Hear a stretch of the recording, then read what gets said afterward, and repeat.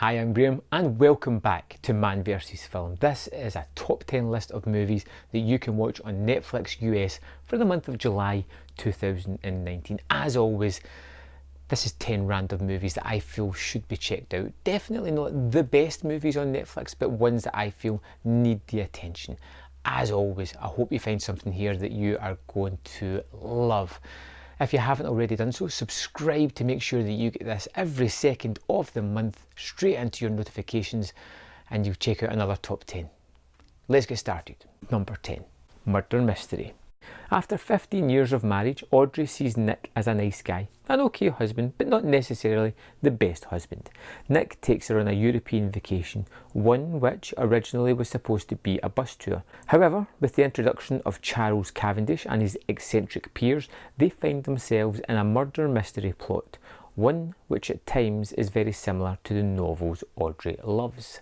Easily one of the best Adam Sandler movies to land on Netflix. Now, it's primarily because it has a plot that keeps the thing moving, that keeps it on track, that stops it from derailing into just silliness for the sake of silliness. You get the charisma and the relationship between Aniston and Sandler, who play this husband and wife, as they are embroiled upon a murder mystery, which one of them can't really be bothered with, and one of them is just reveling in the fact that they are there. When they become the prime suspects, that's when the hijinks ensue as they go on the run, chased by the police and a masked murderer.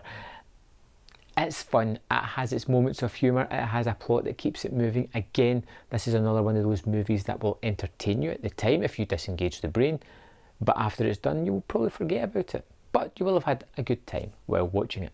Number 9, Cop Car.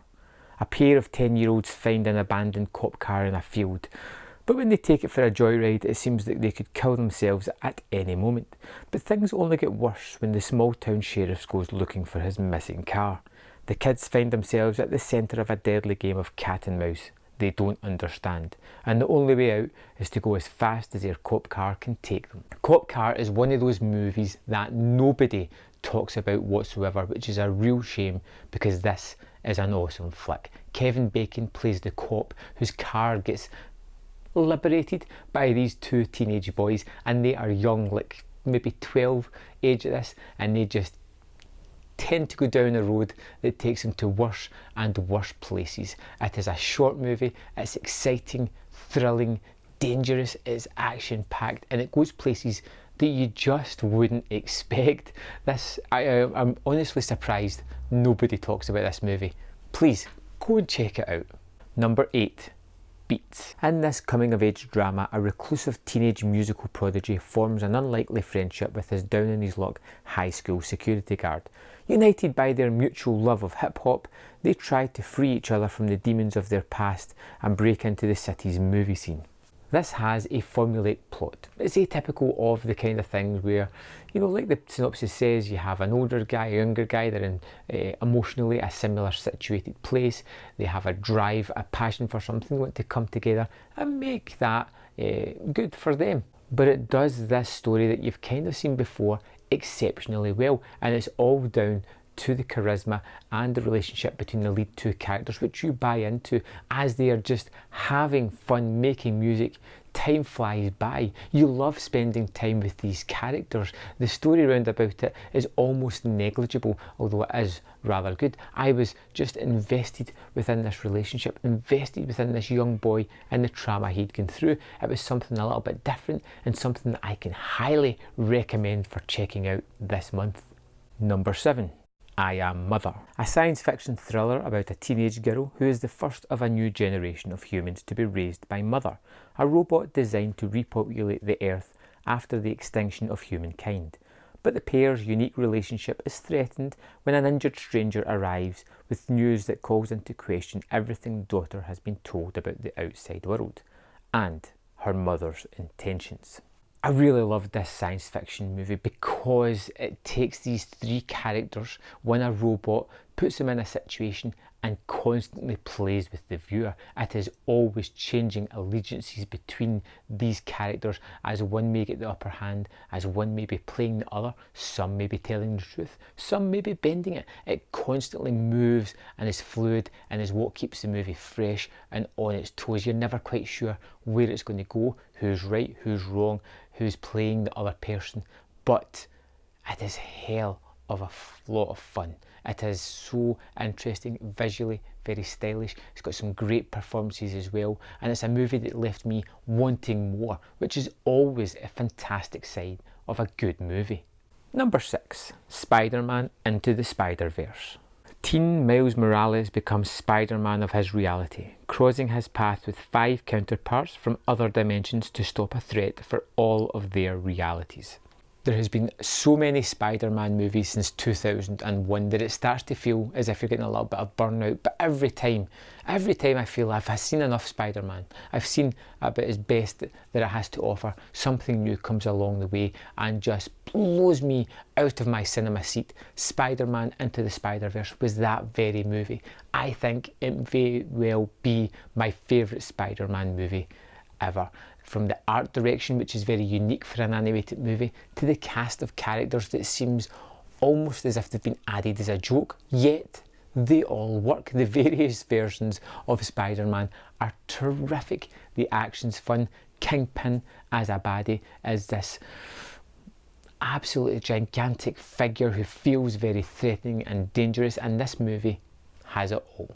This was a success in the big screen because it is simply terrific and it is highly recommended. Number 5, Rim of the World. Summer camp has barely begun when the aliens suddenly invade the planet. In a campground once teeming with people, 4 misfit teens are unexpectedly entrusted with a key that carries the secret to stopping the invasion. Without any adults or electronics to help guide the way, it's clear what they must do: band together, conquer their fears, and save the world. For these kids, I'm not too sure what the most terrifying thing is. Is it the aliens have landed, or is it the loss of electronics? I know what I probably fear most, but this is a really good movie that kind of merges 2 movies that I love, Independence Day and The Goonies, and just smashes them together to give you a kid version of that. The special effects are fun and exciting. It has some great camaraderie between the kids, taking times out just to have them be kids as well. There's a moment where they have to teach one of them to ride a bike, and it's just one of those fun little moments. Doesn't add anything really to the story, but it just adds a lot to the characters and the way this group have galvanised together. I have a lot of time Rim of the World because I think it's just fun. The kind of movies that you don't see too much these days. It doesn't play down to the kids. It's still entertaining for them as it is for adults who have that 80s nostalgia, and I think it's a great science fiction movie. Number 4, The Perfection. When troubled musical prodigy Charlotte seeks out Elizabeth, a new star pupil of her former school, the encounter sends both musicians down a sinister path with shocking consequences. The Perfection was a real surprise for me, a movie that I knew nothing about, that I had never heard about. I simply happened upon the trailer on Netflix and thought, yeah, I'm going to give that a go. This 90-minute movie was a breath of fresh air. It is a little bit of a horror. It has some weird uses of time as it almost rewinds back at a couple of points in the movie, repurposing everything that you have just seen. It keeps it fresh, keeps it interesting, and it builds this unique mystery where you're never sure where it's going or how it's going to conclude. I want to keep this as brief as possible for The Perfection. I don't want you to read a single thing about it. I just want you to put it on and enjoy what's about to happen for the next 90 minutes. And when you have watched it, come back here and let me know your thoughts on this terrific movie. Number 3, 20th Century Women. Love, life, and the struggles of a mother bringing up the son in the late 70s. The ignorance of a free spirit against the needs of a young man trying to find his true character and beliefs. Living in a bohemian household shared with 3 like-minded spirited people to help pay the rent, his mother tries to establish bonds that he cannot deal with. She cannot deal with his inability to talk and enlists the help of the other females in his life to share the burden of his upbringing. Again, 20th Century Women is a movie that should be talked a hell of a lot more about. I love the idea behind it. This young man in the 70s without a father figure, and his mother and two people who live in the house paying the rent decide to come together to create a cohesive whole and try to instill in him the values that are going to make him a modern man. But it's so heartwarming, it's so just heartfelt as well. You believe all these characters, you're engaged by all of these people and how the dynamics are affecting this boy. It's great, it's masterful. Nobody talks about it. It's a shame. It's why it's on my list this month. Number 2, Breck. The lonely teenager Brendan finds his former girlfriend Emily dead in the entrance of a tunnel and recalls her phone call 2 days ago when she said to him that she was in trouble. He hides her body in the tunnel and decides to investigate the meaning and connection of 4 words, including brick and pin, that Emily told him to find who killed her. Breck was a tremendous debut from Rian Johnson and is one of my favourite movies of all time. Joseph Gordon-Levitt plays the role of Brendan terrifically well. This loner in a high school. In fact, this whole world is just unlike anything I'd seen before because they all talk and act as if they're in a film noir. The way their dialect just rolls and follows a pattern, the way these kids are acting like something they're not. It just fits the mood of this high school centric movie perfectly well. Yet I never consider it a high school movie.